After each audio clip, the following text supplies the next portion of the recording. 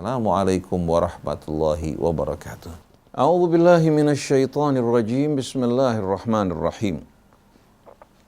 Alhamdulillahi rabbil alamin. Hamdan katsiran tayyiban mubarakan fih kama yuhibbu rabbuna wa yarda. Ya Rabbana lakal hamdu kama yanbaghi li jalali wajhikal karim wa li 'azimi sultanik. Subhanaka la nuhsi thana'an 'alaika anta kama athnaita 'ala nafsik. Falakal hamdu hatta tarda. Walakal hamdu idza radit, walakal hamdu ba'da ridha. Allahumma salli ala Muhammadin abdika wa rasulik alladhi arsaltahu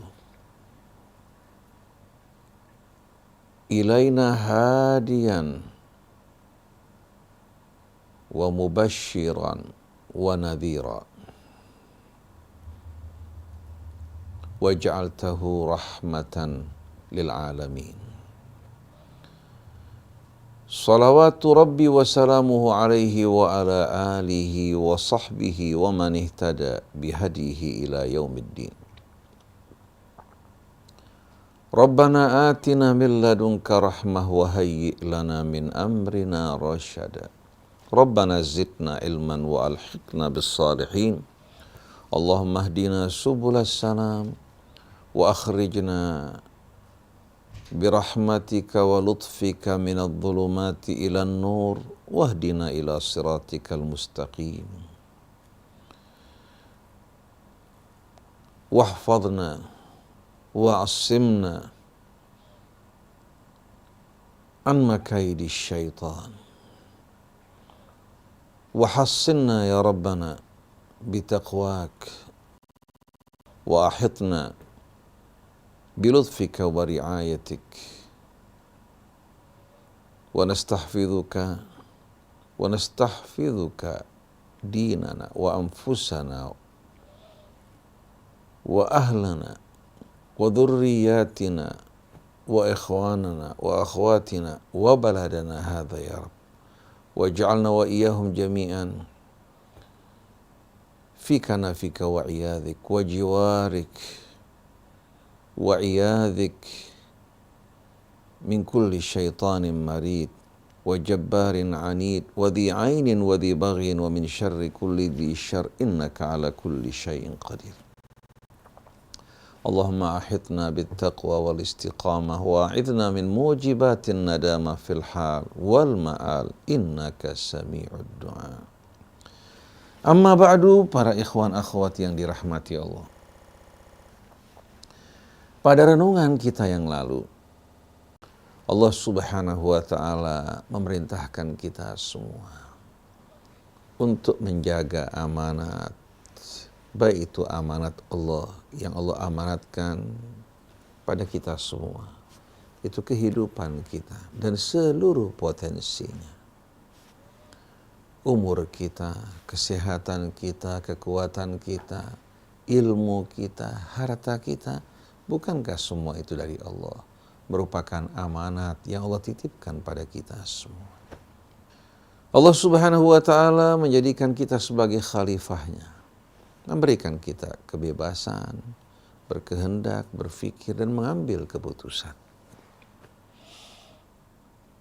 Allah Subhanahu wa ta'ala memberikan kita lahan kehidupan. Setiap orang menanam sesuai dengan pilihannya. Di antara sebahagian manusia ada yang menanam lahan yang Allah berikan padanya dengan tanaman-tanaman yang berguna, yang bermanfaat bukan hanya untuk dirinya, tapi bagi keluarganya dan sesama manusia. Bahkan juga menanam pohon-pohon yang mengeluarkan aroma yang semerbak dan indah. Semua itu hadirin sekalian adalah tanaman yang ditanam oleh tangannya dan Allah yang menumbuhkan dengan izinnya. Tapi sebahagian lagi mengabaikan lahannya hingga penuh dengan alang-alang, duri-duri, tempat bersarangnya binatang-binatang berbisa. Begitu pula keadaan kita manusia. Ada yang benar-benar bersyukur kepada Allah, memanfaatkan lahan kehidupannya untuk mengerjakan amal-amal soleh. Selalu ingat kepada Tuhannya, mensyukuri nikmatnya, bekerja dengan mengikuti petunjuknya hingga Allah melimpahkan rahmat berkahnya atas dirinya dalam kehidupan dunia dan juga kebahagiaan di hari akhir. Ingat, kita tidak berkuasa atas hidup kita, tidak berkuasa atas kesehatan kita, kita tidak berkuasa juga terhadap hati kita, bahkan bila kita berduka kita tidak berdaya untuk mengubahnya, apalagi terhadap hati dan perasaan orang lain. Maka jangan kita menyombongkan diri, jangan kita membanggakan diri. Sadari kedudukan kita sebagai seorang hamba. Tuhan kita yang maha pengasih, yang maha penyayang, yang maha tahu lagi maha bijaksana, menurunkan kitab dan firman-Nya untuk ditaati, bukan hanya sekedar dibaca. Dengan irama yang indah pada sholat wajib kita atau sholat tarawih kita. Masing-masing berlomba untuk menghatamkan Al-Quran. Tapi tak ubahnya bagaikan keledai-keledai yang memikul tumpukan-tumpukan buku tanpa memahami isinya. Bukan ini yang Allah kehendaki. Tapi yang Allah kehendaki, kita mempelajari kitabnya. Kemudian kita mengamalkan isinya, mengikuti petunjuknya. Ini firman yang datang dari yang maha agung, bukan keluar dari kesepakatan DPR, bukan pula undang-undang dasar yang dibuat dan diletakkan oleh MPR, bukan pula keputusan presiden, tapi datang dari pencipta alam semesta dan isinya, yang berkuasa di langit dan di bumi, termasuk berkuasa atas kita semua. Oleh karena itu saya ingatkan diri kita, seluruh anak bangsa, apapun suku mereka, apapun bangsa mereka, warna kulit mereka, apapun latar belakang agama mereka, ingat, kita tidak akan mampu melepaskan diri dari pertanggungjawaban kita di hadapan Allah. Oleh karena itu, janganlah kita beragama berdasarkan warisan leluhur. Kita ikuti apa yang kita terima dari mereka. Jangan beragama karena pencitraan, benar salah tergantung pencitraan, bukan pemahaman yang benar itu benar, yang salah itu salah. Pencitraan, begitu pula warisan leluhur, akan melahirkan kefanatikan yang membutakan mata kita. Tapi kalau kita memahami kebenaran itu benar, yang batil itu batil, kita lakukan satu pekerjaan ala basirah, sebagaimana yang dilakukan oleh Nabi di saat membimbing para sahabatnya. Mengajak mereka berfikir, mengajak mereka berdialog, mengajak mereka membuka akal fikiran mereka. Tapi akhir-akhir ini, yang menyedihkan justru banyak ulama-ulama Islam yang mengajak umat untuk tidak berfikir dan berakal. Seolah-olah antara akal dan kitab Allah terdapat pertentangan. Justru kitab Allah untuk menerangi akal manusia. Akal tanpa bimbingan dan petunjuk Allah bagikan kedua bola mata kita di tengah-tengah kegelapan, walaupun sehat tak akan dapat melihat. Begitu pula akal kita mudah sekali diperdayakan oleh hawa nafsu kita, oleh pengaruh adat, tradisi, lingkungan. Kita merasa bangga seolah-olah kita berada dalam kebenaran, padahal kebenaran yang kita pegang kebenaran dari pencitraan, bukan kebenaran yang kita fahami dengan dalil-dalilnya, dengan fakta-fakta. Oleh karena itu lihat bagaimana setiap kelompok-kelompok dan golongan Islam masing-masing merasa yakin dengan apa yang ada pada mereka. Masing-masing beranggapan apa yang ada pada mereka merupakan kebenaran yang mutlak. Oleh karena itu mereka tidak pernah mempertanyakan argumentasi yang ada pada mereka, tapi selalu mereka berupaya untuk mencari argumentasi yang melemahkan lawan mereka yang berbeda dengan mereka. Syaitan telah berhasil menjerumuskan umat Islam ke dalam kesyirikan hingga mereka bergolong-golongan, bukan mereka mengatakan ana muslim dan nahnu muslimun, tapi masing-masing justru hadirin sekalian menisbatkan dirinya pada kelompok dan golongannya. Kenapa?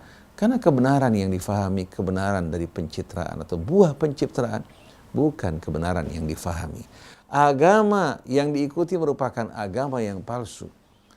Begitu pula Tuhan yang disembah, Tuhan yang palsu. Bukan Tuhan yang menciptakan diri mereka, tapi Tuhan yang mereka ciptakan dengan angan-angan dan khayal mereka.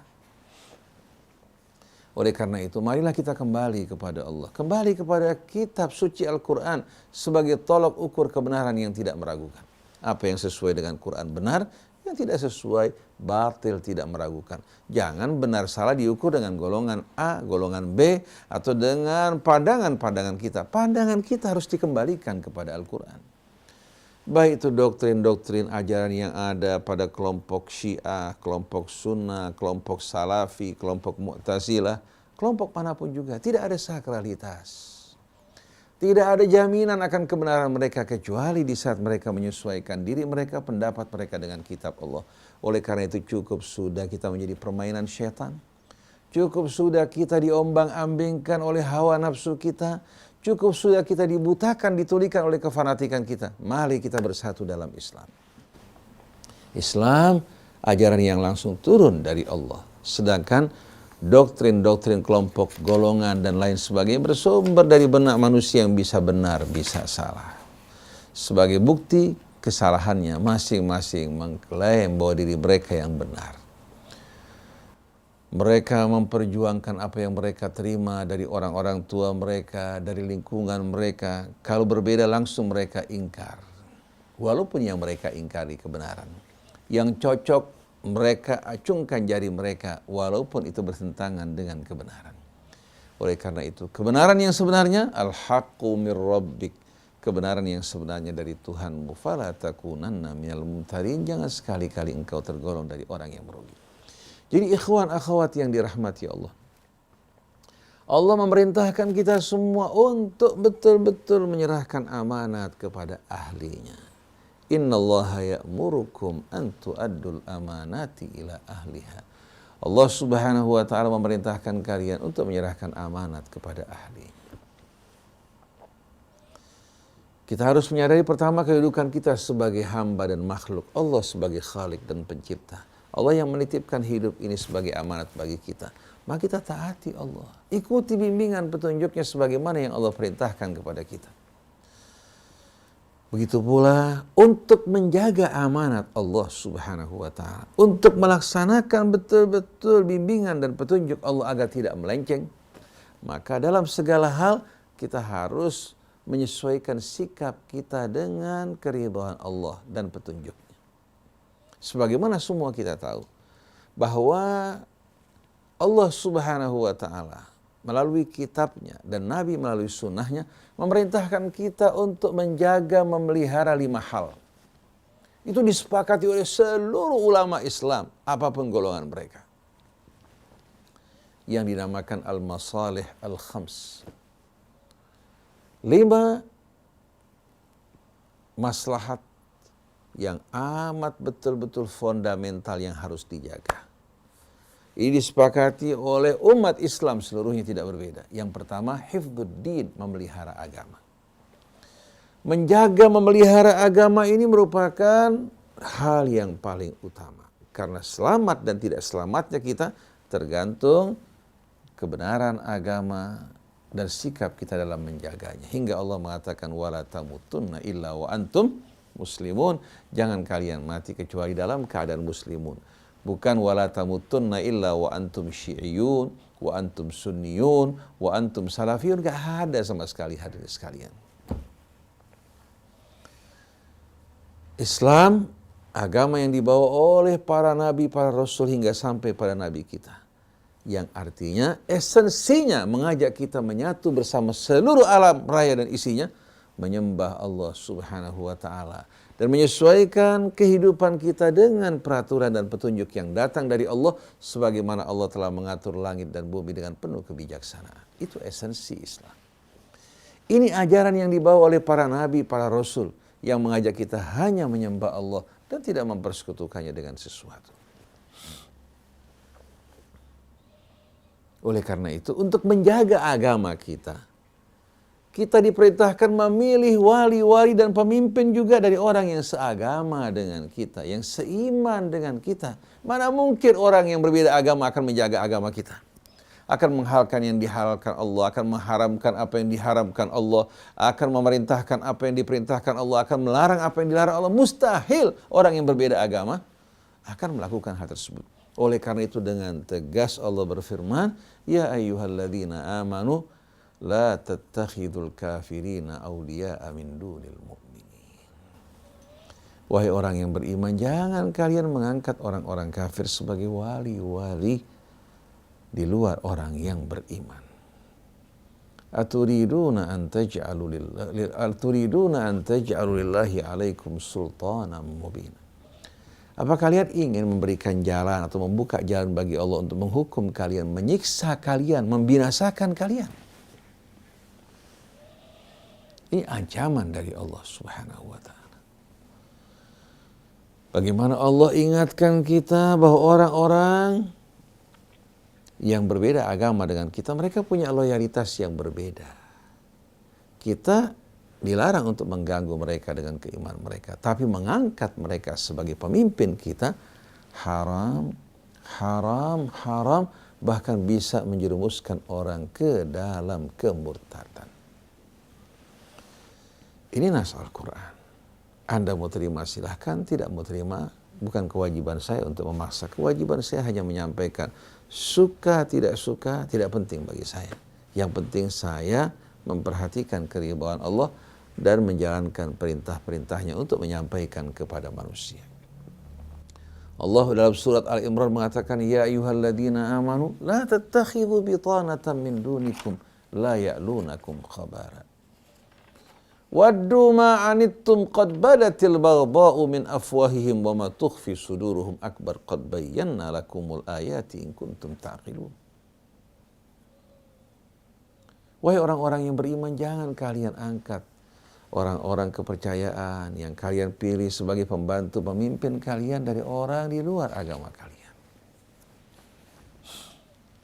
Waddu ma anittum la ya'lunakum khabala. Mereka tak pernah berhenti untuk merugikan, merusak kalian.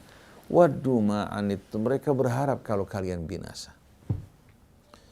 Qad badatil baghdha'u min afwahihim. Telah muncul, nampak kebencian dari ucapan-ucapan mereka. Wa ma tukhfi suduruhum akbar. Yang disembunyikan dalam hati mereka jauh lebih besar. Qad bayyana lakumul ayat. Kami telah menjelaskan ayat-ayat bagi kalian in kuntum ta'qilun, kalau kalian berakal. Orang sekarang lebih mengikuti perasaannya tanpa meyakini peringatan-peringatan Allah. Oleh karena itu umat Islam berulang kali mengalami keruntuhan, kehancuran disebabkan karena mereka telah mengangkat orang-orang yang tidak seiman dengan mereka sebagai pemimpin-pemimpin mereka. Jadi yang pertama, menjaga agama itu merupakan prioritas utama. Demi agama kita, jiwa dan harta kita, seluruh hidup kita, Allah perintahkan untuk kita persembahkan. Bukan sebaliknya menjual agama untuk kesenangan dan kepuasan hawa nafsu kita. Yang kedua, hifdzun nafs, menjaga jiwa yang diharamkan Allah. Tidak boleh kita tumpahkan darah manusia tanpa dasar kebenaran. Tidak boleh kita membunuh seseorang tanpa dasar kebenaran. Siapa yang melakukan hal tersebut, wal'iyadzubillah, dia bisa mendekam dalam azab api neraka untuk selama-lamanya. Wa may yaqtul mu'minan muta'ammidan fajaza'uhu jahannamu khalidan fiha wa ghadiballahu alaihi wa la'anahu wa addalahu adzaban 'azima. Siapa yang membunuh seorang yang beriman secara sengaja, tempatnya balasannya api neraka kekal di dalamnya untuk selama-lamanya. Allah murka padanya, Allah melaknatnya dan menyediakan baginya azab yang amat dahsyat. Kalau dia tidak beriman, haram bagi kita untuk menumpahkan darahnya, membunuhnya, kecuali kalau dia melakukan perbuatan-perbuatan teror, mengangkat senjata, memerangi kita, lain persoalan. Tapi darahnya, kehormatannya wajib untuk kita jaga. Dan kita diwajibkan oleh Allah untuk mengajak, mengingatkan mereka, bukan memaksa mereka, apalagi menumpahkan darah mereka. Islam bukan agama yang mengajarkan kita untuk haus darah. Bukan agama yang mengajak kita untuk menjadi manusia yang kejam, buas, dan barbar. Sama sekali tidak. Jadi menjaga jiwa satu keharusan. Urutannya setelah kita menjaga, memelihara agama kita. Oleh karena itu, Allah mengharamkan semua tindakan-tindakan yang dapat membuat kita hadirin sekalian saling menumpahkan darah kita. Sebab-sebab diantaranya kedengkian, permusuhan, bahkan kata-kata yang kasar, mengejek, mencemoohkan, begitu pula mencaci, memaki, memberikan julukan yang tidak patut, semua diharamkan. Termasuk mengumpat kehormatannya, karena ini menimbulkan kebencian yang bisa saja mendorong orang untuk menumpahkan darah sesamanya. Yang pertama, menjaga, memelihara agama. Yang kedua, memelihara jiwa. Yang ketiga, hifdzul aqli, menjaga akal. Agar akal kita sehat, agar kita tidak kehilangan kesadaran kita, maka Allah haramkan atas kita untuk minum minuman keras, untuk mempergunakan atau menyalahgunakan narkoba. Maka Allah haramkan khamr. Kata khamr dalam bahasa Arab, khamaro artinya satara, menutupi. Oleh karena itu kerudung dalam bahasa Arab khimar, artinya menutup kepala. Bukan jilbab. Kalau jilbab artinya pakaian luar yang menutupi tubuh kita agar tidak nampak lekuk-lekuk. Allah haramkan khamr. Khamr itu baik itu zat yang cair maupun yang padat, serbuk, daun-daunan yang menghilangkan kesadaran kita, semua diharamkan Allah. Karena akal ini manat at-taklif, seorang yang berakal dialah yang menjadi mukallaf. Kalau dia kehilangan akalnya, maka dia tidak lagi menjadi seorang mukallaf. Jadi seorang menjadi mukallaf, tidak mukallaf, bertanggung jawab dan tidak tergantung akalnya. Kalau dia merusak akalnya dengan sengaja, berarti dia telah menjerumuskan dirinya menuju kebinasaan. Maka Allah haramkan minuman keras, haramkan segala hal yang dapat menghilangkan kesadaran kita, baik untuk kita orang yang beriman atau memperjualbelikannya kepada orang-orang yang tidak beriman, karena bukan tugas kita menghancurkan mereka, tugas kita berdakwah di tengah mereka. Kalau mereka kehilangan akal, bagaimana mungkin kita ajak mereka berpikir? Oleh karena itu, kalau kita mengangkat pemimpin yang tidak beriman, akhirnya mereka menyajikan minuman keras bagi orang di sekeliling mereka, bahkan menginvestasikan uang negara juga di pabrik-pabrik minuman keras.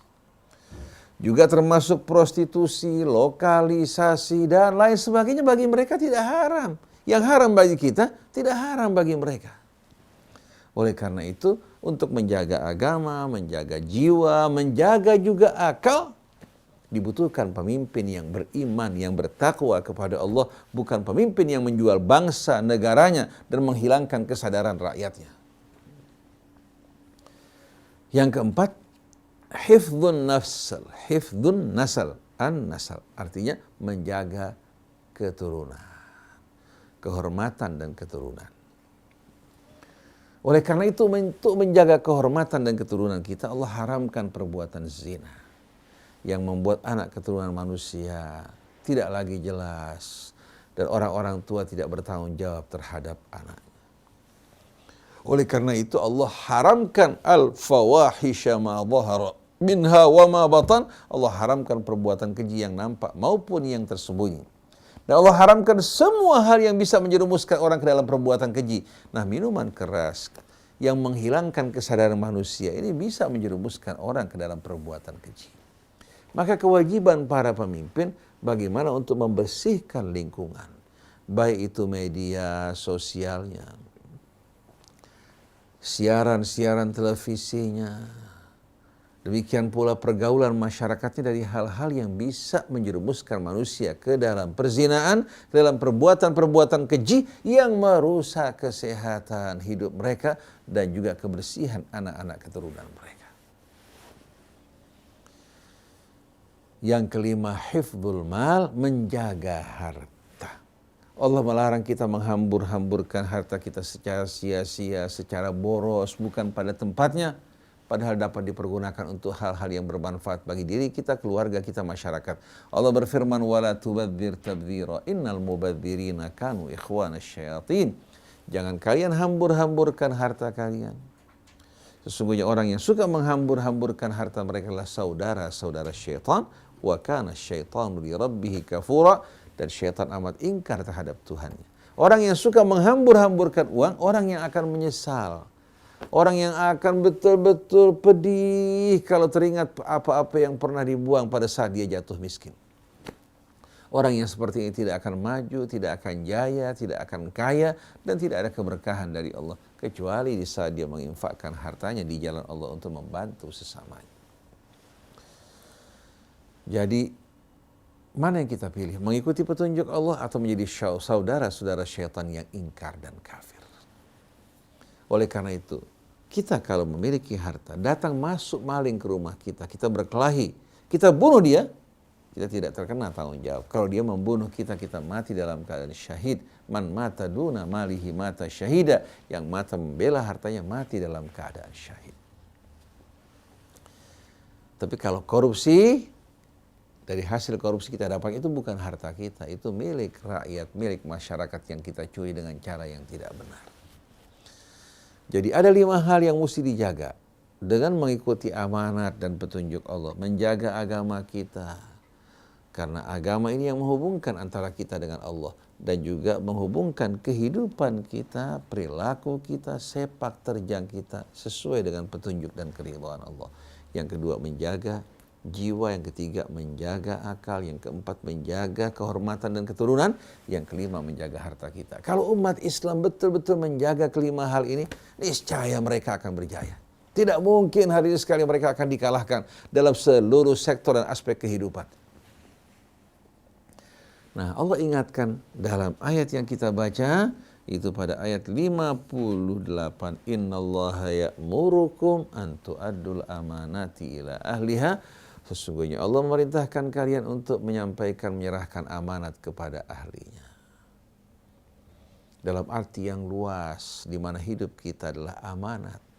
Anak kita amanat, istri kita amanat, harta kita amanat, ilmu kita amanat, kekuatan kita amanat, kesehatan kita amanat. Begitu pula jabatan kita, wahai para pejabat. Wa idza hakamtum bainan nasi an tahkumu bil adl. Kalau kalian memberikan keputusan di antara manusia, putuskan dengan cara yang adil. Jangan kalian pilih kasih. Jangan kalian mengikuti hawa nafsu kalian. Jangan kalian berpihak pada yang tidak benar. Innallaha ni'ma ya'idhukum bih. Sesungguhnya Allah sebaik-baik yang memberikan nasihat pada kalian. Mana yang lebih baik dari petunjuk dan bimbingan dari Allah, pencipta dan penguasa alam semesta. Innallaha kana sami'an basira. Sesungguhnya Allah Maha mendengar lagi Maha melihat. Dia mendengar apa yang kita ucapkan, keputusan yang kita putuskan, dan menyaksikan apa yang kita kerjakan.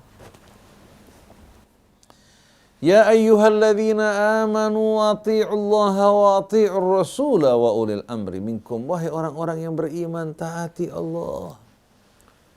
Ini untuk kebahagiaan, keselamatan kalian. Kalau kalian menentang Allah, kalian yang akan dirugikan. Kalau kalian berpaling dari Allah, Allah tidak dirugikan sedikit pun. Kalian yang akan menjerumuskan diri kalian ke dalam kebinasaan.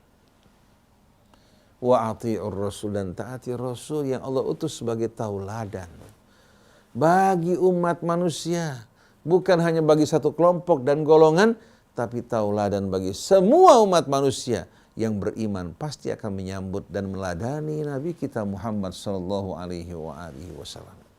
Wa ulil amri minkum, kata kerjanya tidak diulang kembali, wa ati'u ulil amri minkum, karena Allah memerintahkan kita taat kepada ulil amri selagi mereka taat pada Allah dan Rasulnya. Artinya di bawah naungan ketaatan mereka pada Allah dan Rasulnya. Kalau mereka tidak taat, mereka membangkang, mereka menentang, maka Allah tidak wajibkan kita mentaati mereka. Tuhan mereka tidak taati. Bagaimana mereka meminta dari kita untuk mentaati mereka? Oleh karena itu saya terkenang kepada Ibn Ashur, mufti Tunisia. Ketika diminta oleh Habib Bourguiba, presiden Tunisia sebelum Zainal Abidin bin Ali yang digulingkan pada kudeta kemarin. Habib Bourguiba yang berkuasa cukup lama di Tunisia memerintahkan mufti Tunisia yang bernama bin Ashur. Dia minta kepada bin Ashur, Mas Krisna, untuk memerintahkan rakyat Tunisia yang beragama Islam untuk tidak berpuasa di bulan Ramadan agar produktivitasnya meningkat. Ibn Ashur mengatakan siap. Dia langsung tampil di televisi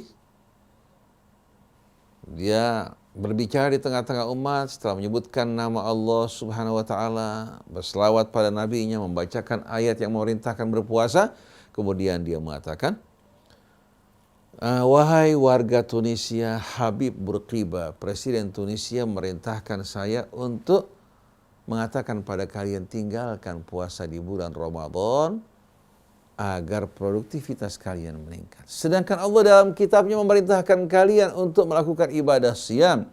Shadaqallahul azim wa kadzaba Habib Bourguiba. Maha benar Allah dengan firman-Nya dan Habib Bourguiba seorang pendusta.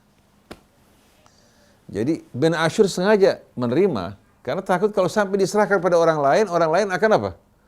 Akan mengikuti kemauan Habib Bourguiba. Ini pemimpin yang baik. Jadi kita menjaga bangsa kita, negara kita dengan sebaik-baiknya. Dan yang paling utama kita menjaga bangsa negara kita dari kemurkaan Allah. Kalau Allah murka, MPR, DPR, Presiden, para menteri nggak bakal mampu untuk melindungi kita. Krisis dalam negeri kita yang dialami saat ini lebih dahsyat dari krisis yang dialami pada tahun 98 sebelum Pak Harto kita lengser. Tahun 98 betul terjadi krisis kenaikan dolar.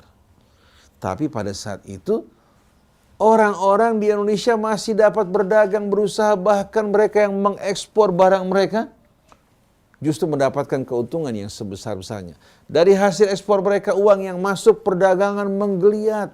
Bahkan orang-orang yang tadinya dalam kondisi susah sebelum krisis, begitu hadirin sekalian, terjadi geliat ekonomi walaupun dolar tinggi, tapi menguntungkan para eksportir yang mengirim barang-barang ke luar negeri. Ekonomi pada saat itu hadirin sekalian dalam keadaan yang tidak mengalami keguncangan. Tapi saat ini kas negara kosong. Defisit pada tahun ini belum beberapa lama sudah mengalami hadirin sekalian keadaan yang mengenaskan. Perekonomian semakin sulit, rakyat juga sulit untuk memenuhi kebutuhan mereka. Ditambah lagi kebijakan-kebijakan juga yang memberatkan mereka. Semua ini karena kita lupa kepada Allah. Semua ini karena kita ingkar kepada Allah. Dan dibalik semua ini, karena kita mengangkat juga pemimpin-pemimpin yang tidak beriman. Atau di luar orang-orang yang beriman, akibatnya mereka melakukan berbagai macam kebijakan-kebijakan yang tidak sesuai dengan keridhaan Allah. Teruskan. Maka akibat yang akan datang dari Allah Subhanahu wa ta'ala akan lebih mengerikan. Kalau sampai kita terus melakukan penyimpangan, kebohongan demi kebohongan, kebijakan untuk mengambil pajak dari rakyat, tanpa harus memperhatikan keadaan mereka, seharusnya dari kaya dikembalikan kepada si miskin, seperti konsep zakat. Tu'khadhu min aghniyaihim wa turaddu ila fuqaraihim. Diambil dari si kaya, dikembalikan kepada si miskin. Agar yang miskin dapat bernafas, agar dapat merasakan kelapangan. Oleh karena itu, sebagaimana zakat harus transparan, baik dari pengambilannya, pendistribusiannya, begitu pula berhubungan dengan pajak harus transparan. Dari rakyat diambil kemana perginya? Kalau pajak kendaraan bermotor seharusnya digunakan untuk perbaikan jalan, fasilitas umum, infrastruktur, sedangkan pajak-pajak yang diambil dari hadirin sekalian, baik itu pajak PBB-nya, harus dikembalikan sesuai dengan tujuan dari pengambilannya. Layanan masyarakat harus ditingkatkan. Begitu pula hadirin sekalian, pajak-pajak pendapatan yang diambil dari si kaya dikembalikan kepada si miskin. Sedangkan untuk pejabat-pejabat yang menyelenggarakan negara ini, kekayaan alam kita begitu banyak, dapat digunakan untuk membiayai pejabat-pejabat kita, pegawai-pegawai kita, bahkan akan terdapat kelebihan asal mereka jujur.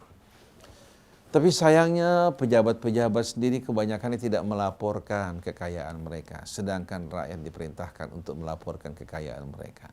Taipan-taipan mereka menyimpan uang mereka di luar negeri. Sedangkan yang dipergunakan di dalam negeri justru uang negara. Dari bank-bank negara. Ini yang terjadi, yang kita alami pada saat ini. Jadi Ya ayyuhalladzina amanu athi'ullaha wa athi'ur rasul wa ulil amri minkum. Wahai orang-orang yang beriman, taatilah Allah dan taatilah ar-rasul dan ulil amri. Ketaatan kepada mereka di bawah naungan ketaatan kita kepada Allah dan Rasulnya. Fa in tanaza'tum fi syai', kalau kalian berselisih bersilang pendapat dalam satu urusan, bukan masing-masing mengembalikan kepada golongan yang sunnah kepada sunnah, yang syiah kepada syiahnya, yang NU pada NU-nya, Muhammadiyah pada Muhammadiyahnya, Persis pada Persisnya, Salafi pada Salafinya. Ini bukan Islam namanya. Kembalikan kepada Allah dan Rasulnya. Bukankah ada Al-Quran? Bukankah ada Rasul dengan apa yang disepakati oleh umat? Jangan kalian masing-masing tarik-menarik. Menarik orang untuk ikut pendapat kalian, kelompok kalian, golongan kalian. Ini namanya kefanatikan yang membutakan, yang mengeluarkan kita dari agama Allah. Faqulu syahadu bi anna muslimun. Katakan bahwa kami orang-orang muslimun yang berserah diri kepada Allah Subhanahu wa ta'ala. Jadi kembalikan kepada Allah dan ar-rasul. In kuntum tu'minuna billahi wal yaumil akhir. Bila kalian mengaku beriman kepada Allah dan hari akhir. Kalau kalian enggak mengaku beriman kepada Allah dan hari akhir, itu urusan kalian. Tapi kalau kalian beriman kepada Allah dan hari akhir, kalian wajib untuk tunduk pada hukum Allah Subhanahu wa ta'ala, mengembalikannya kepada Allah dan Rasul. Dia bukan hanya penguasa negeri kita, bukan hanya penguasa negara Arab, bukan hanya penguasa hadirin sekalian wilayah-wilayah dikuasai umat Islam, tapi penguasa dari alam semesta. Suka, tidak suka, terima, tidak terima, tidak dapat kita ingkari bahwa Allah Subhanahu wa ta'ala Tuhan seluruh alam semesta. Kalau kalian beriman kepada Allah dan hari akhir, hendaknya kalian tunduk dan patuh kepada Allah. Dzalika khairu wa ahsanu ta'wila. Itu akan lebih baik bagi kalian dan akan membawa akibat juga yang lebih menyenangkan, membahagiakan kalian. Tidakkah cukup yang kita alami dari berbagai macam cobaan yang pernah kita lalui? Semenjak Indonesia merdeka dengan perjuangan bangsanya yang beriman kepada Allah Subhanahu wa ta'ala, sekarang dilanjutkan hadirin sekalian oleh Bapak Jokowi. Dia masih punya kesempatan, masih punya pilihan, tapi dia tidak akan lama berkuasa. Karena semua di bawah ketentuan Allah, baik hidupnya, baik matinya, masa kekuasaannya Allah yang menentukan. Kalau dia bertakwa kepada Allah, memimpin dengan baik, menegakkan keadilan, dan betul-betul menjaga martabat bangsa, Allah Subhanahu wa ta'ala akan mendukungnya. Bala tentara malaikat akan membantunya, dan rakyat akan mencintainya. Kalau tidak, maka dia akan berlalu sebagaimana orang-orang sebelumnya berlalu. Mungkin ada sedikit kenangan yang manis, tapi yang akan dikenang oleh rakyat dan bangsa apabila mereka melakukan kesalahan, justru keburukan-keburukan yang akan selalu dikenang. Belum lagi di hari akhirat, hisab dan pertanggungjawaban yang berat yang amat mengerikan. Oleh karena itu, apa yang kita lakukan untuk menyenangkan orang lain, untuk mengambil hati mereka, atau untuk mengamankan diri kita dengan harta, dengan berbagai macam fasilitas, semua ini tidak akan dapat memberikan jaminan buat kita semua. Apalagi kehidupan dunia hanya beberapa saat, kelak kita akan tinggalkan. Oleh karena itu, marilah bersama-sama kita menyadari kedudukan kita sebagai hamba, sebagai makhluk yang menerima amanat dari Yang Maha Agung, penguasa, pemerintah, dan pemilik alam raya dan isinya. Allah berikan kita masa ujian yang singkat dan pendek. Allah berfirman, Alladzi khalaqal mauta wal hayata liyabluwakum ayyukum ahsanu amala. Dia yang telah menciptakan kematian dan kehidupan untuk menguji kalian, siapa di antara kalian yang terbaik amalnya. Wa huwal azizul ghafur. Dia maha perkasa bagi mereka yang ingkar. Allah kuasa hanya dengan perintahnya Allah Subhanahu wa ta'ala menciptakan berbagai macam bencana, petaka di negeri ini yang akan menimbulkan kehancuran. Allah kuasa hanya dengan perintahnya untuk menjatuhkan seorang pemimpin yang paling berkuasa dan mengangkat orang-orang yang tidak pernah sama sekali diduga dan dipertimbangkan sebagai seorang pemimpin. Dia maha perkasa, Tapi Al-Ghafur, Maha Pengampun terhadap hamba-hambanya yang sadar dan memperbaiki diri mereka. Maka marilah, wahai para anak bangsa, para pemimpin bangsa, para wakil-wakil rakyat, wahai orang-orang yang beriman, sadarlah. Tidak mungkin orang-orang yang tidak seiman dengan kalian akan memperjuangkan agama kalian. Jangan baik buruk hanya kita lihat dari lalu lintas yang tertib, atau baik buruk hanya dilihat hadirin sekalian dari kondisi birokrasi. Baik buruk dan benar salah harus diukur secara menyeluruh. Pertama, agama. Betul-betul kehormatan terjaga dengan baik, agama, keselamatan jiwa manusia. Begitu pula hadirin sekalian yang berhubungan dengan akal manusia terjaga, terpelihara, berhubungan dengan kehormatan, kebersihan hidup. Demikian pula harta manusia terjaga dengan baik dan diharamkan bagi kita untuk mengganggunya kecuali dengan hak-hak yang telah ditetapkan oleh Allah Subhanahu wa taala. Saya sampaikan hal ini mewakili keluh kesah dari masyarakat di bawah. Dan saya menyampaikan hal ini juga mengikuti perintah Allah Subhanahu wa taala untuk memberikan peringatan bagi mereka yang lupa dan kabar gembira bagi mereka yang taat. Sedangkan saya sendiri seorang hamba yang lemah, yang papa, jangankan terhadap orang lain, terhadap diri sendiri pun tidak berdaya. Tapi ingat, Allah Maha Kuasa untuk melaksanakan apa yang dikehendaki. Fasubhanalladzi biyadihi malakutu kulli syai'in idza arada syai'an an yaqula lahu kun fayakun. Ikhwan akhwat yang dirahmati Allah Subhanahu wa taala. Pada ayat berikut, kelanjutan dari ayat tadi, Allah Subhanahu wa taala mengajukan pertanyaan. Alam tara ilal ladzina yaz'umuna annahum amanu billahi wa ma unzila alam tara ilal ladzina yaz'umuna annahum amanu bima unzila ilaika wa ma unzila min qablik yuriduna ay yatahakamu ila at-taghuti wa qad umiru ay yakfuru bih wa yuridu asy-syaitanu ay yudhillahum dhalalan ba'ida. Wa idza qila lahum ta'alu ila ma anzalallahu wa ila ar-rasuli ra'aital munafiqina yasudduna anka sududa. Fa kaifa idza asabathum musibatun bima qaddamat aydihim thumma ja'uka yahlifuna billahi in aradna illa ihsana wa taufiqa. Ulaika alladhina ya'lamullahu ma fi qulubihim fa'arid anhum wa'idhum wa qul lahum fi anfusihim qawlan baligha.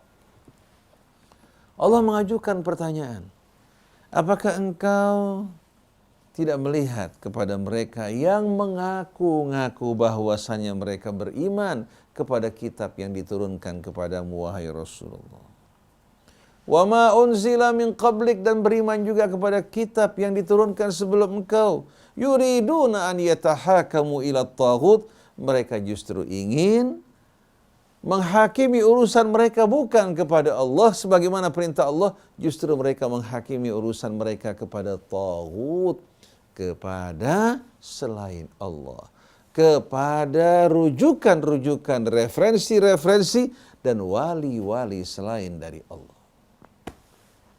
Bila orang mengangkat pemimpin yang tidak beriman, bila orang mengembalikan urusannya, pertentangannya, perselisihannya kepada referensi rujukan yang tidak beriman, berarti mereka telah menghakimi urusan mereka kepada taghut. Taghut dalam bahasa Arab diambil dari kata tagha yatgha yang artinya melampaui batas, sedangkan taghut referensi, rujukan, wali-wali, sembahan-sembahan yang mengeluarkan kita dari rel kebenaran dan keridhaan Allah Subhanahu wa taala. Jadi tidakkah engkau melihat kepada mereka yang mengaku-ngaku bahwasannya mereka beriman kepada apa yang diturunkan Allah kepadamu wahai Rasulullah, itu Al-Quran. Wa ma unzila min qablik, dan apa yang diturunkan Allah sebelum engkau. Yuriduna an yatahakamu ila taghuti wa qad umiru an yakfuru bih, mereka ingin mengadili, menghakimi urusan mereka kepada taghut selain dari Allah, padahal Allah telah memerintahkan mereka untuk ingkar kepadanya. Wa yuridu syaitanu ayyudhillahum dhalalan ba'ida, dan syaitan ingin menyesatkan mereka dengan sejauh-jauhnya dari kebenaran. Oleh karena itu, begitu seorang mengangkat wali dari orang yang tidak beriman kepada Allah, yang tidak seiman dengan mereka, yang beriman kepada Allah, kepada hari akhir, kepada kitabnya, kepada rasul-rasulnya, begitu pula kepada malaikatnya, berarti mereka telah mengangkat taghut sebagai pimpinan mereka, dan mereka menyerahkan urusan mereka kepada mereka. Kalau kita membaca ayat 51 dari surat An-Nisa, Allah Subhanahu wa taala menegaskan hal ini lebih jelas lagi. Alam tara ilal ladzina utu nasiban minal kitabi yu'minuna bil jibti wat taghut wa yaquluna lil ladzina kafaru haula'i ahda minal ladzina amanu sabila. Ulaika alladzina la'anahumullah wa may yal'anillahu falan tajida lahu nasira. Apakah engkau tidak melihat kepada mereka yang diberikan bahagian Alkitab? Itu Ahlul Kitab sebelum kita, termasuk sekarang hari sekalian orang-orang Islam yang diberikan kitab oleh Allah. Apa kamu tidak melihat kepada mereka yang diberikan bahagian dari Alkitab? Yu'minuna bil jibti wat taghut. Mereka justru beriman kepada hadirin sekalian selain Allah dan taghut. Mereka beriman kepada berhala-berhala dan beriman kepada taghut, referensi-referensi, rujukan-rujukan, sembahan-sembahan yang memalingkan mereka dari Allah. Al-jibt wa taghut menggambarkan hadirin sekalian berbagai macam berhala yang disembah manusia dan memalingkan mereka dari Allah. Kalau dahulu kala berhala tersebut dibuat dari batu, dari kayu, bahkan terkadang dari barang-barang yang membuat kue, mereka sembah di saat mereka ingin menyembah, beribadah, kemudian mereka makan di saat mereka lapar. Nah, al-jibti wa taghut sebagai kinayah dari sembahan-sembahan berhala-berhala yang disembah manusia selain dari Allah dan menjadi rujukan referensi mereka. Nah, kalau sekarang hadirin sekalian, bisa saja partai menjadi jibit dan taghut. Bisa saja ormas-ormas juga menjadi al-jibt wa taghut. Bisa juga hadirin sekalian berbagai macam aliran, bahkan mazhab-mazhab menjadi al-jibt wa taghut apabila mazhab diletakkan di atas, Islam di bawah. Tapi kalau Islam di atas, mazhab-mazhab, pendapat-pendapat di bawah, itu hadirin sekalian sesuai dengan apa yang dilakukan oleh Nabi kita Muhammad SAW dan para sahabatnya. Perbedaan pendapat wajar selagi kembali kepada pemikiran manusia dan sudut pandang yang berbeda. Tapi kalau sudah berkaitan dengan syariat Allah, agama Allah, kita wajib mengatakan sami'na wa ata'na walaupun tidak sesuai dengan pendapat dan keinginan kita. Jadi apakah engkau tidak melihat kepada mereka yang diberikan Alkitab, mereka beriman kepada al-jibti wa taghut. Wa yaquluna lilladzina kafaru haula'i ahda minal ladzina amanu sabila. Dan mereka berkata kepada orang-orang kafir bahwa kalian lebih baik dan lebih berada dalam petunjuk dibandingkan orang-orang yang beriman. Sekarang kita sudah dengar Mas Krisna. Kita jumpai bagaimana orang-orang yang mengaku sebagai ustadz, ulama, kiai, mereka mengatakan pada orang-orang yang tidak seiman dengan mereka lebih baik dari orang yang beriman. Walaupun analoginya mereka mengatakan pemimpin yang zalim dari orang Islam, pemimpin yang adil dari orang di luar Islam lebih baik dari pemimpin yang zalim dari orang Islam. Analogi ini sepintas hanya dikaitkan pada orang yang zalim. Padahal sebetulnya secara nggak langsung saat ini mereka beranggapan orang di luar Islam lebih baik dari orang Islam. Jadi orang Islam sudah tidak percaya terhadap orang Islam lagi, tidak percaya terhadap orang yang beriman, tidak percaya terhadap orang yang seagama dengan mereka. Kenapa? Semua ini terjadi karena biasanya partai-partai di saat memilih orang yang mereka angkat, orang-orang yang sesuai dengan kepentingan partai, bukan orang yang membela kebenaran. Hampir kebanyakan mereka tidak suka pada orang yang benar. Mereka suka memberikan maaf terhadap orang yang bersalah pada mereka, tapi berat memberikan maaf terhadap orang yang berkata benar dan bersikap benar. Jadi masalahnya, calon-calon pemimpin dari orang Islam yang dicalonkan dan dikedepankan kebanyakan koruptor, kebanyakan orang-orang yang tidak jujur, kebanyakan orang yang tidak bersih, kebanyakan orang yang cinta dunia dan tidak takut pada Allah Subhanahu wa taala. Akhirnya di saat mereka memimpin merusak, padahal coba tanya, siapa dulu yang berkolaborasi dengan orang-orang mereka? Pejabat ini yang berkolaborasi, yang memberikan uang suap, yang menyediakan perempuan di hotel, yang menjual narkoba, juga yang melakukan berbagai macam kejahatan. Mereka yang melakukan. Sekarang begitu ini orang-orang rusak dijadikan sebagai tolok ukur, mereka lah orang-orang Islam. Oleh karena itu Allah tegaskan, ternyata hal ini sudah dijelaskan Allah pada masa yang lampau. Kejadiannya Mas Krisna, Huyai bin Akhtab ketika menghasut orang-orang musyrik di Mekah dan orang-orang musyrik yang lain untuk bersatu bersama orang Yahudi memerangi Nabi kita Muhammad SAW di Madinah dalam peperangan yang dinamakan Perang Sekutu atau Al-Ahzab setelah kekalahan Bani Nadir, kekalahan Bani Qainuqa yang tinggal hanya Yahudi Bani Quraidah. Maka Huyai bin Akhtab, uniknya hadirin sekalian biar hadirin semua tahu, bahwa putri dari Huyai bin Akhtab ini yang bernama Safiyah adalah istri Nabi kita Muhammad SAW. Ayahnya musuh pembenci Nabi, tapi putrinya justru menjadi ibu dari orang-orang yang beriman. Istri Nabi kita Muhammad SAW seperti Ummu Habibah, putri Abu Sufyan. Bagaimana ayahnya dulu memerangi Nabi kita Muhammad SAW, Ummu Habibah hijrah bersama suami menuju ke Habasyah. Ternyata di Habasyah suaminya murtad dari Islam. Akhirnya dia hijrah ke Madinah, dinikahi oleh Nabi kita Muhammad SAW karena penghargaan terhadap iman dan hijrahnya. Nah, Huyai bin Akhtab bersama tokoh-tokoh Yahudi Bani Nadir datang ke hadapan siapa? Ke hadapan orang-orang musyrik di Mekah. Menghasut mereka untuk memerangi Nabi kita dan orang yang beriman. Kemudian orang-orang musyrik tanya pada Huyai, wahai Huyai, bagaimana pendapat kamu, mana yang lebih benar ajarannya? Pengikut Muhammad atau Muhammad dan pengikutnya, apakah ajaran kita? Dijawab oleh Huyai bin Akhtab, kalian lebih benar dan lebih lurus dibandingkan Nabi Muhammad dan para pengikutnya.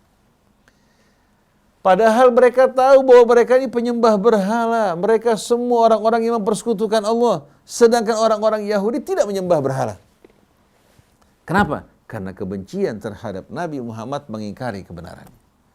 Karena dia ingin mengajak orang-orang musyrik bisa ikut bersama-sama mereka, maka dia mengatakan mereka lebih benar. Nah sekarang orang Islam bahkan kiai, ustadz, ulama tanpa canggung-canggung juga mengucapkan perkataan semacam ini.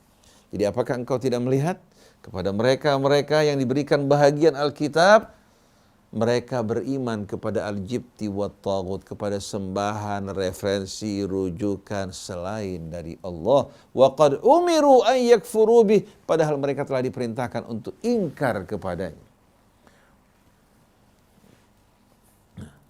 Yu'minuna bil jibti wat taghut wa yaquluna lil ladzina kafaru haula'i ahda minal ladzina amanu sabila, dan mereka berkata kepada orang-orang kafir bahwa kalian lebih benar dibandingkan dari orang yang beriman dalam ajaran mereka. Kalau dulu orang Yahudi yang berkata seperti ini kepada orang musyrik, sekarang orang-orang Islam yang berkata kepada orang di luar Islam bahwa mereka lebih benar ajarannya. Ulaikal ladzina la'anahumullah, sesungguhnya mereka orang-orang yang dilaknat oleh Allah. Wa may yal'anillahu falan tajida lahu nasira, siapa yang dilaknat oleh Allah tidak akan ada seorang pun penolong yang akan menolong mereka. Mungkin orang akan mengatakan bahwa saya memutarbalikkan tafsirnya. Silahkan baca ayat 51-52 dari suratun Nisa dalam buku-buku tafsir dan rujukan yang ada. Ayat ini turun karena Allah murka terhadap orang-orang Yahudi yang mengeluarkan pernyataan-pernyataan yang tidak sesuai dengan apa yang mereka terima dari Allah Subhanahu wa taala. Begitu pula sekarang kita telah mengulangi hal yang sama. Orang Islam bukan berupaya berjuang menyatukan barisan mereka, mempersiapkan calon pemimpin yang adil, yang baik, yang beriman, yang bertakwa, yang menghalalkan apa yang dihalalkan Allah, mengharamkan apa yang diharamkan, melaksanakan apa yang diwajibkan, meninggalkan apa yang dilarang oleh Allah. Justru orang-orang Islam sekarang telah kehilangan akal, kehilangan pendirian mereka, kehilangan sama sekali rasa takut mereka pada Allah. Mereka hanya berpikir hal-hal yang kembali kepada keuntungan dunia. Bahkan kalau kita perhatikan pada saat ini, kita bukan hanya mengalami krisis beragama, krisis keagamaan, tapi kita mengalami krisis kebangsaan yang amat parah. Orang-orang yang membawa lari uang mereka ke luar negeri, orang-orang yang merusak pejabat-pejabat kita di masa lampau, orang-orang yang menyebarkan narkoba, orang-orang yang menyebarkan berbagai macam perbuatan kotor, justru mereka yang dijunjung tinggi. Sedangkan orang-orang yang seharusnya membela negara, orang-orang yang peduli terhadap tanah air, mereka disisihkan. Oleh karena itu kita berharap mudah-mudahan para pemimpin di atas sadar, bertaubat kepada Allah. Dan yang paling utama para ulama, kiai dan para habaib kita harus sadar bahwasannya mereka kelak akan dipanggil oleh Allah. Kita semua akan dipanggil oleh Allah sebelum Allah memanggil para penyembah berhala. Kalau para penyembah berhala mereka melakukan karena kebodohan, kefanatikan. Sedangkan orang-orang yang berilmu, mereka diberikan amanah, disuruh menjaga Alkitab, disuruh menyampaikannya kepada umat manusia, tapi mereka tidak melaksanakan, maka mereka kelak akan dipanggil di hadapan Allah Subhanahu wa Ta'ala. Sekarang kalau kita perhatikan dari grup-grup WA dan lain sebagainya, media-media dakwah, kita jumpai setiap hari pembicaraannya masalah-masalah ecek-ecek yang tidak ada gunanya sama sekali. Bicara masalah Syiah, Sunnah, masalah bid'ah, masalah Salafi, masalah ini, masalah Tuhan duduk di atas arasy, kemudian Tuhan katanya meletakkan kakinya di atas kursi, masalah-masalah Al-Fatihah, masalah Sayyidina, masalah-masalah yang sama sekali tidak masuk di akal, yang bukan pokok pembicaraan agama kita dalam Al-Quran maupun Sunnah Nabi kita, ini yang dijadikan bahan pembicaraan untuk menunjukkan seolah-olah mereka orang-orang yang diberikan kelebihan ilmu. Marilah bersama-sama kita kembali kepada Allah, bertaubat dari kesalahan kita, memohon ampun, dan mengingat bahwa kita hidup tidak akan lama dalam kehidupan dunia. Allah tidak akan bertanya tentang orang lain kepada kita, tapi Allah bertanya tentang perbuatan kita, tentang amanat dan tanggung jawab kita masing-masing. Apa yang saya sampaikan dengan harapan menyampaikan amanat yang wajib mesti saya sampaikan. Dan saya berharap mudah-mudahan ini menjadi cemeti menyadarkan sebahagian orang. Kalau tidak, paling tidak saya sudah menyampaikan, dan mudah-mudahan kalau ada kesalahan Allah memberikan ampunan. Kalau benar, mudah-mudahan Allah Subhanahu wa Ta'ala dalam kebenaran yang saya sampaikan dapat betul-betul mengembalikan kita, sebahagian kita ke dalam kebenaran, paling tidak sumbangsi dari seorang hamba yang tidak berarti, ingin menyampaikan amanat-amanat yang Allah Subhanahu wa Ta'ala perintahkan untuk kita sampaikan. Sampai di sini renungan kita para ikhwan akhwat. Insyaallah kita akan lanjutkan kembali pembicaraan kita di seputar ayat-ayat tadi pada renungan yang akan datang. Subhanakallahumma wa bihamdik asyhadu an la ilaha illa anta astaghfiruka wa atubu ilaik wal afu minkum. Wassalamualaikum warahmatullahi wabarakatuh. Demi waktu-waktu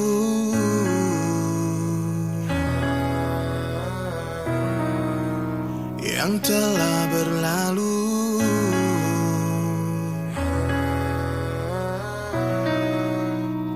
demi waktu fajar yang cahayanya mulai bersinar, demi waktu asar yang cahayanya mulai memudar.